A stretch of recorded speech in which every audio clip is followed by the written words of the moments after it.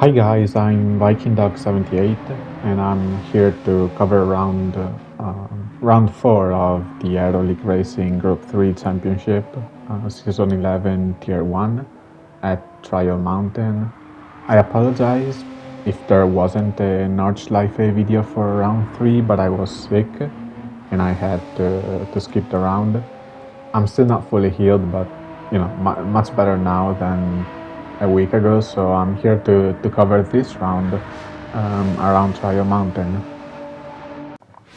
So jumping into quali, I knew my pace wasn't going to be the best or wasn't going to be race winning pace around here. Unfortunately, the Renault being an MR car means that I'm going to lose a lot of time in the first sector, and then I'm also going to lose time in the straights because this thing doesn't have straight line speed.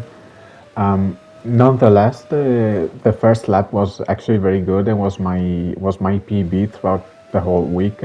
Iggy goes quickest in 49.1. Sonic follows through and I do a 49.2, which is, as I said, my PB was very good and I was very happy because now I can go into the pits and just push flat out on the new set of softs without having to worry about setting, a valid lap time at all because I already have a very good one. So here we go for my quickest run in quali. Approaching the first sector, which is where the Renault struggles the most, I lift off through here without braking, take as much curb as possible, take as much grass as possible, and again, using all of the track width. This was my best first sector throughout the whole week, and I knew that as soon as I went through it. We brake at the end of the wall on the right there. We get to the apex again as soon as possible on the throttle, and then we try to not make use of the whole track here. We try to keep it to the right of this yellow line so that we get a much better setup for this quick left-hander, which sets us up for the main straight of the circuit.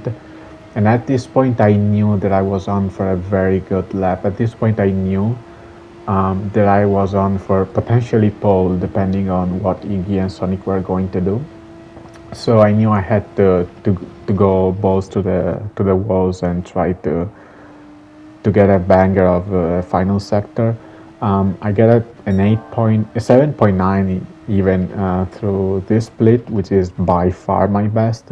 So through the final sector, I missed just about the apex there, but it's not really that big of a loss in terms of time. Through here, I maximize everything. I believe maybe I could have gone on the power a little bit earlier, but it doesn't really make a difference in the end.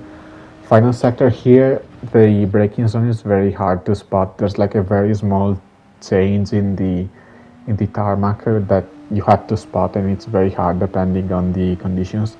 Iggy doesn't improve, so he stays with that lap time. Sonic does a 48.9, which I know I'm not going to beat, but I still do a 49.1, which is by far my PB and allows me to get P2. So going into the sprint race, as I said, I knew I didn't properly have the pace to fight for the win, but still I'm gonna try and do everything that I can. So, going at the start, I know I have a better launch than Sonic has and also Iggy, so I try to get a better launch. Sonic goes and covers the inside without spinning this time, luckily enough. I still get a run into turn 1. I normally wouldn't go side by side through here, but we have a nice bit of side by side action where the both of us leave enough space to the other, and I'm into the lead. I immediately cover the inside because I know Sonic likes to dive. I receive a small bump from him, but I think he gave up on trying to get the position from me, which is good. Now there are 3 wide behind me. There's a bit of contact, but it's like a very narrow part of the circuit, so it's to be expected in a way. So I'm leading the race. It's not going to be for long because I have Iggy right behind me and he has a lot more pace than I do. But it's still something. It was still very satisfying to pull off that move at the start of the race. Now Iggy's gonna take all of my slipstream on this long straight. I'm gonna be forced to defend I obviously waited until the very end to see if he was going to be close enough. He was, so I defend the inside. I probably went on the brakes a bit too early. In fact, I hit the wall there, so he gets a very good move around the outside. I let him slot in front of me, and I'll try to follow him through, honestly. That's the best thing that I can do. Take his slipstream and try to follow through so that I can maximize my pace and my potential, my result in the sprint race. Through the final sector, I was quite strong, I have to say. The Renault is very good around there, which in reality gives me hope for Lago Maggiore when we get there in the final round of the season. Gives me some kind of hope that maybe I can properly fight for the win on pure pace around there. For the other tracks, I don't know so much, but at least there. Now you will see what I mean by the fact that this car is horrible through Sector 1. I just go wide and look at just how this car behaves through the first chicane. And that's not even the worst that it can do, but it's just horrible. I have to defend the life from Sonic here, and I keep the position, but yeah. That's what happens in an MR car through there. Skipping to midway through lap 3, I have Sonic right behind me. I kind of defend the inside, but it's pointless, honestly. I know I don't have the pace to keep up with Iggy, and I don't have the pace to keep up with Sonic, so I don't really fight it too much. He gets the inside line. He goes through. I still try to put up a little bit of a fight around the outside here, which is a corner where the Renault is actually strong, but the BRZ is also strong, so I just let him behind. And again, it's about maximizing my own pace and not losing too much time fighting. And now I'm gonna skip directly to the end of lap 8, start of the final lap, lap 9, because nothing happened. Iggy was 3.4 in front of me, Sonic got through him.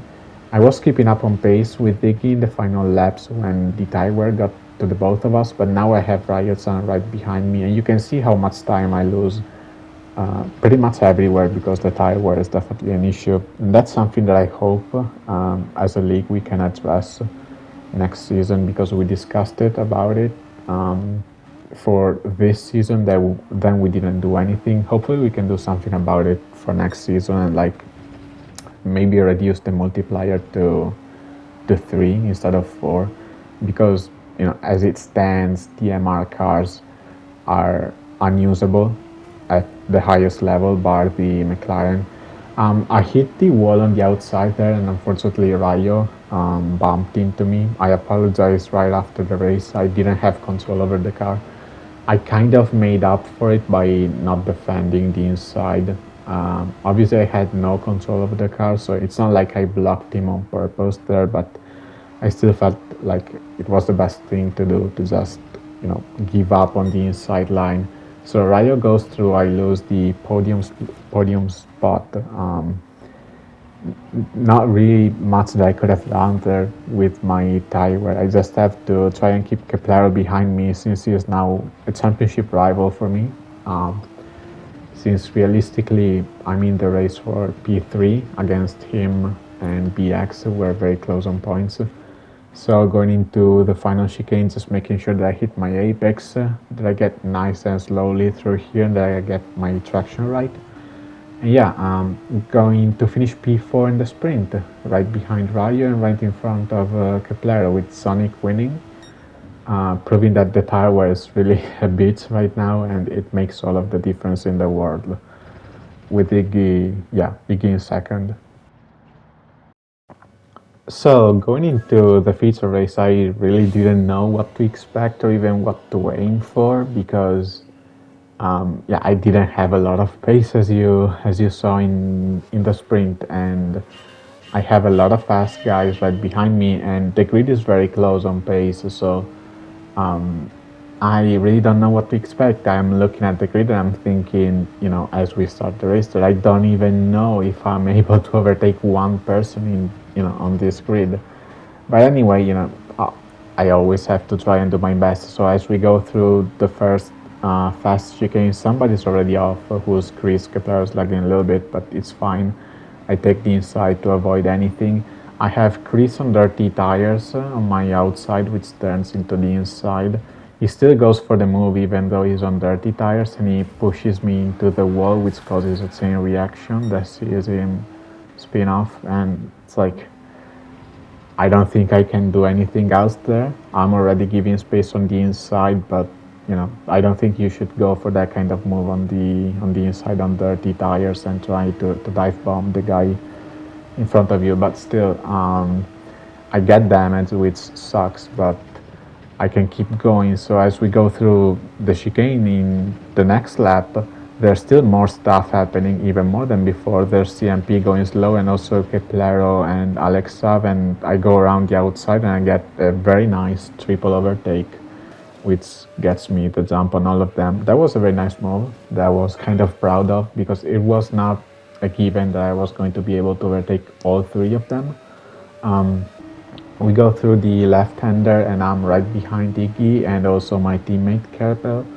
And here I'm like, he's my teammate, so I would like to give him a bomb draft and help him in this fight, but I'm trying to go through the field, so obviously I have to go with Iggy in this scenario. Then I just try to dive both of them. I make sure to still give space on the inside because I know I'm going to go wide, so Iggy goes through, but I get the move on Kerpel, and that's me up to P7.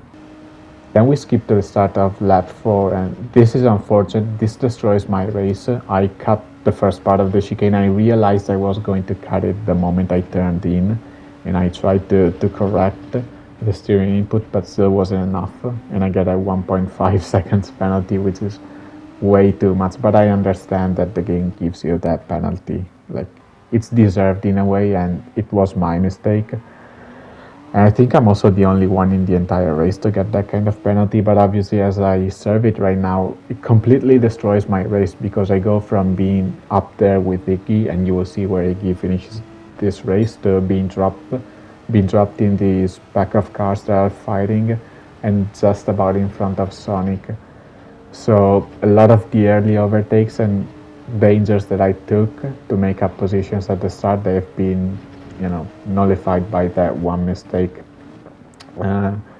Into this corner at lap 5, I go a bit wide, trying to avoid Kepler in front of me. That allows Sonic to go side by side with me. And this is the first recorded instance of very good fighting between the two of us this season. We keep going side by side throughout the whole final sector. He goes for the move once again here because I was a bit wide. We give each other space, which is very nice. We're still side by side going into the chicane. He breaks a little bit early because he's on the inside. I can go deeper because I'm on the outside. There's still room given, and on the final corner I managed to edge ahead. So very good racing between the two of us, and as the guy who ranted over Sonic's behavior, I'm happy to see that both of us were able to race at a cleaner standard this time around, and this is my expectation for the rest of the season with him. I don't have prejudices, I don't have anything. The next time we meet on track, I'm going to expect this kind of racing. Next lap he goes through because I went wide a bit once again, and at this point I was like, I'm gonna try to follow Sonic because I don't have the pace to go through this pack of cars, so I'm going to try and see if maybe he can make something happen and I can follow through just like I was doing with Iggy. But it's not really happening a whole lot because there's fighting, but there's also a lot of slipstream that's being given, so I'm in possibly the slowest car in a straight line in the whole bunch, so I'm not going to make up positions when I'm the final car of the pack and I'm also the slowest. As you can see, there were no moves made here except for maybe Keplero. But we skip to the start of lap 10 and there's Versailles and Keplero fighting. That offsets Versailles for the whole first chicane. There's a bit of contact there.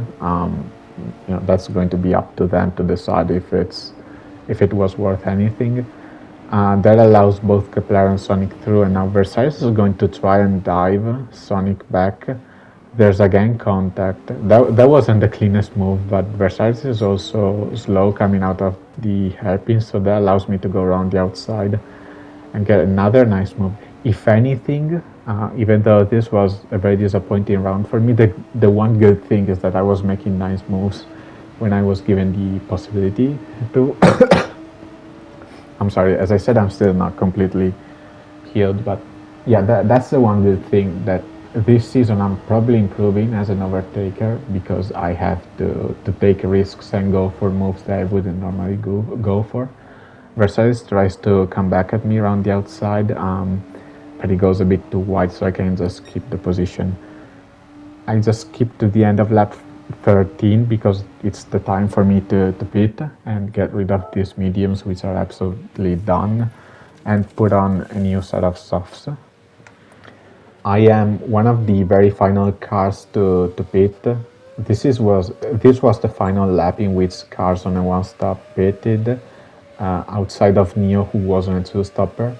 Coming out of the pits behind CMP, and I get the move done straight away. But you can see just how much I struggle on a straight line to the point that I just plateaued at that speed, and I had to make the move on under braking. It's not great. And then I skipped to lap 18 because nothing was happening. There was this group of cars in front of me, which took me ages to catch up to. And eventually I get behind Bomber and Rayo, who are also fighting. But that's the point, I didn't have the pace. There's like a Plero in front of these two, and the gap between the two of us stayed at the same, stayed the same for the whole stint pretty much. And I was just slowly and slowly catching up to Bomber and Rayo-san. And you know, with all due respect to them, who are amazing drivers and deserve to be in Tier 1, being the reigning champion, I expect to close up a little bit faster than what I did here. So you know, that really shows that it's either the car or myself or a combination of both that are not working properly at the moment. I get this very good move again on Bomber though.